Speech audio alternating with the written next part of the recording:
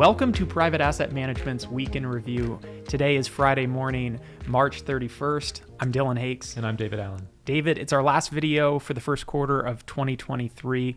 We're ending this week on a high note. We've come off a couple weeks in a row of positive market returns.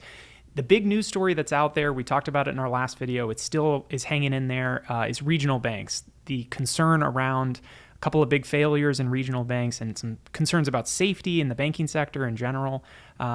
What is your take on where we stand with that? We've heard from the Fed. What's your thoughts? Yeah, in terms of what's going on with the regional banks, I think this week we actually did see some progress, some movement in the positive direction. We obviously saw Silicon Valley Bank did find a buyer.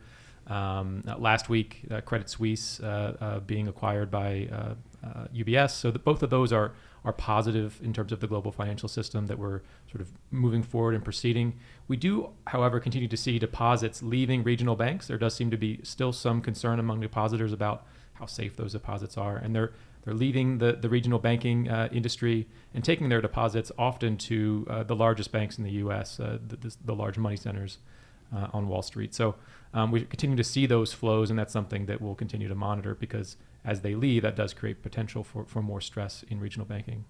It does seem like that the market is shaking much of this worry off, though. I mentioned that we had a great week in markets this week. That's 2 weeks in a row that markets have had pretty strong positive returns. We're looking pretty strong for the year so far. This first quarter is looking to be one of the better quarters we've had in quite some time. The market doesn't seem to be very concerned about that. I mean, what is your take about the divergence about this increasing risk and markets that are completely shrugging it off? Yeah, that's been one of the real sort of oddities about what we've seen over the last few weeks is that there's been a lot of volatility in terms of interest rates. But the VIX index, which is sort of the volatility measure for the S&P 500, often called the fear gauge, I mean, it did increase a little bit when the regional banking issues were beginning to kick off, but it really didn't spike significantly higher as we've seen in periods of past market turmoil. So, the equity markets have been relatively calm through all of this, and that's been encouraging to see. And as you mentioned, it's as rates have settled out, it's actually in some sectors been a positive for some certain sectors of the U.S. equity market.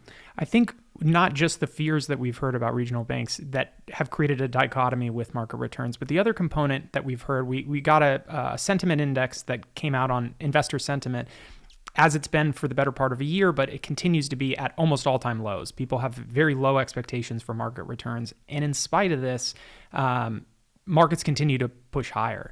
Can you explain why that could potentially be an optimistic sign? We have a lot of pessimism out there and the markets are running in spite of that. Right. I mean, so if you're sort of at this place where a lot of times these sentiment indexes actually end up being a contrarian indicator for markets. When sentiment is at its worst, it actually tends to be a good indicator of future performance. Basically because, I mean, if people are already as pessimistic as they have been historically, about U.S. equity markets, there's really very little that could happen that could change that, could make it worse. But there's actually quite a bit that could happen on the upside. And so I think that's basically what we're seeing is that, there is a lot of pessimism. There's a lot of concern about U.S. equity markets and how the Fed is impacting things and what's going to be happening on the economic front. But because of where we are relative to, how bad it could possibly get, it's asymmetric. We have a positive upside in terms of where sentiment is right now. So you mentioned that interest rates have come down in the last few weeks. That's obviously been a component of this market rally. We heard from the Federal Reserve last week. They decided to raise 25 basis points. That was a smaller raise than what had been predicted, a few weeks prior. It was a smaller raise than we've seen in the last few meetings. What did you hear out of the Fed? What have you heard out of, market expectations for interest rates that the environment's changed? Where are we at today? Well, it does certainly seem that we're very close to the end of the rate hike cycle. The Fed put out their updated economic projections, and they kept their terminal rate for the Fed funds rate right at 5.1%, where it was in December. So no change. All this volatility within the intermeeting period actually ended up with no change in where they see policy going by the end of this year. So we're at the upper end of our range right now is 5%. They see the terminal rate at 5.1. That suggests that based on current conditions, they think we have about 125 basis point rate hike left, and then we're in a terminal rate. And the question then becomes, how long are we going to pause there? The market seems to think that we're going to be transitioning very quickly from a historical perspective to rate cuts. The Fed is not so sure. The chairman during his press conference said, we expect to not have any cuts for the rest of 2023. So basically, their expectation is one rate increase of 25 basis points and then a hold until the end of the year. Very different from what the market is seeing. It feels like what the Fed is trying to do is hold a poker face in that rates are going to stay high and keep that tightening that they've done and make sure that that isn't unwound by the markets getting ahead of, future rate policy. The other big piece of data we actually got this week, we heard on the inflation front. What do we learn about where the economy is at, where inflation's at, and obviously where the Fed is at relative to their goal? Yeah, so this morning's data, we had an update for PCE, which is the Fed's preferred measure for inflation. It's the one that is sort of weighted by how consumers actually spend versus CPI, which is weighted differently. What we saw was that month-over-month growth in both headline and core PCE did decelerate. That's going to be a positive from the Fed's perspective. But what I have started to look at more and more is not just the year-over-year growth, which can be affected pretty significantly by base effects, or the month-over-month, which can be pretty volatile, but looking at it as a moving average over time. In the 3-month moving average, both the headline and core did accelerate slightly. And so, this data is sort of moving in the right direction, but I don't think the Fed is going to take it as an unambiguous positive and a sign that the downward pressure on inflation has returned. I think they are going to be likely to increase rates 25 basis points more at this next meeting in May. And then thereafter, it'll really depend on the data that comes out between now and then. It sounds like what you're saying and is that this might be a small incremental positive. It's not going to tell the Fed that they're completely done. They may go 25 basis points more. At that point, we've talked about it in the past, we're pretty close to the end of this. I think even at, whether they go 25 basis points or whether they don't. I mean, do you think that makes a huge difference? Not really. I mean, I think it'll make a difference, perhaps in yield expectations and where very ultra short-term parts of the Treasury yield curve are priced.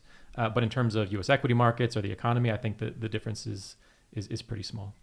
All right, we've mentioned the rally that we've had this quarter and the potential optimism around, all this pessimistic sentiment in the market and amongst market participants. What are you watching? What are we watching going forward that is going to give us a finger on the pulse of whether this rally can be sustained and whether there's more life to it? Well, I think there are 3 things to watch in the coming weeks in terms of how long can the rally run and how strong they can be. First is going to be the regional banks. I mean, that they are continuing to focus there, though it seems that things are improving, that they're less reliant on some of the lending facilities that the Fed has set up. Making sure that the stress we're seeing there doesn't reemerge. That's going to be first and foremost. If it does, I think potentially that's something that's going to divert the Fed, that we're going to begin to see rate cuts sooner than they currently expect, and that could be something that in the long term, assuming that the economic consequences aren't too severe or the market stability consequences aren't too severe, that could be something that the market receives well, lower rates, by the end of this year. In addition to that, the traditional economic data. I mean, we have a lot of data that's going to come out between now and when the Fed next meets.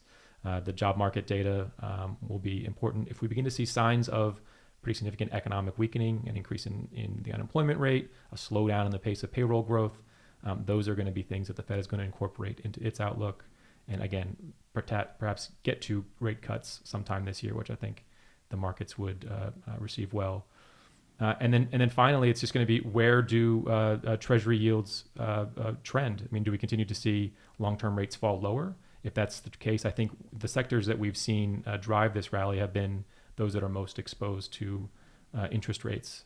Tech, consumer services, consumer discretionary. Those growthier areas of the market tend to do well when rates are falling, and so those are the 3 sort of main areas where I'll be watching to see how long the rally might continue. I totally agree, and I think to your point earlier, I think watching the Fed, watching inflation as well is going to be something that's important, and just see how much work we get in the next few months if we continue to see a trend downwards that gives the Fed some leeway to really pull their foot off the brake and ease up on this whole thing. I think that really opens up some possibilities of a future that isn't quite as pessimistic as people had feared. So I want to thank everybody for joining Private Asset Management's Week in Review. We'll see everybody next week.